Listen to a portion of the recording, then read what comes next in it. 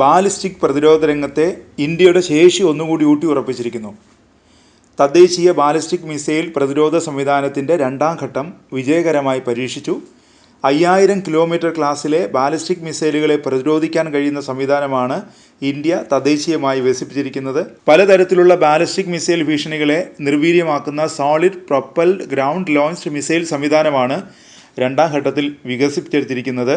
വിവിധ DRDO ലബോറട്ടറികളിലായി വികസിപ്പിച്ചെടുത്ത നിരവധി അത്യാധുനിക തദ്ദേശീയ സാങ്കേതിക വിദ്യകൾ മിസൈൽ സംവിധാനത്തിൽ ഉൾപ്പെടുത്തിയിട്ടുണ്ട്.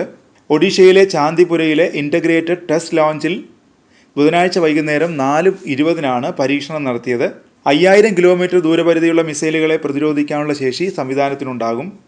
റഡാർ സംവിധാനത്തിൻ്റെ സഹായത്തോടെ ശത്രുരാജ്യത്തിൻ്റെ മിസൈലുകളെ കണ്ടെത്തിയാലുടൻ ഇത് പാഞ്ഞെത്തി ആക്രമണം നടത്തും. പരീക്ഷണത്തിൻ്റെ എല്ലാ ഘട്ടത്തിലും വിജയം കൈവരിച്ചതായി DRDO അറിയിച്ചു.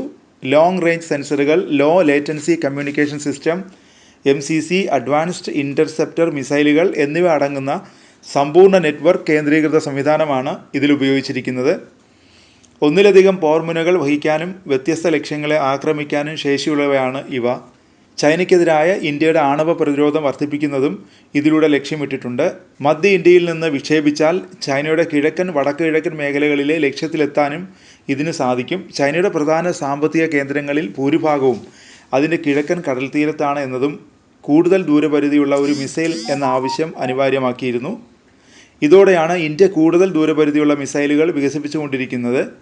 ഏറ്റവും സർഫേസ് ആൻറ്റി റേഡിയേഷൻ സൂപ്പർസോണിക് മിസൈലായ രുദ്രൻ 2 ഇന്ത്യ വിജയകരമായി പരീക്ഷിച്ചത് കഴിഞ്ഞ മെയ്യിലാണ്. പ്രൊപ്പൽഷൻ സംവിധാനം, നിയന്ത്രണ ഗതി നിർണയ അൽഗോരിതം ഉൾപ്പെടെ മിസൈലിൻ്റെ വിവിധ സവിശേഷതകൾ വിജയകരമായി പരീക്ഷിച്ചു.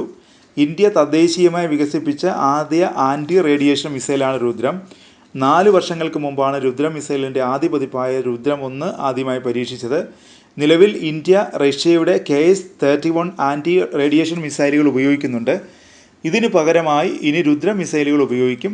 വിവിധ ഉയരങ്ങളിൽ നിന്ന് വിക്ഷേപിക്കാവുന്ന രുദ്രം മിസൈലുകൾക്ക് 100 കിലോമീറ്ററിലേറെ ദൂരത്ത് നിന്ന് ശത്രുക്കളുടെ റഡാറുകളിൽ നിന്നുള്ള സിഗ്നലുകളും റേഡിയോ ഫ്രീക്വൻസികളും പിടിച്ചെടുക്കാനാകും. മിസൈലിൽ തന്നെയുള്ള ഗതി നിർണയ സംവിധാനം ഉപയോഗിച്ചാണ് രുദ്രം ലക്ഷ്യസ്ഥാനം ഭേദിക്കുന്നത്.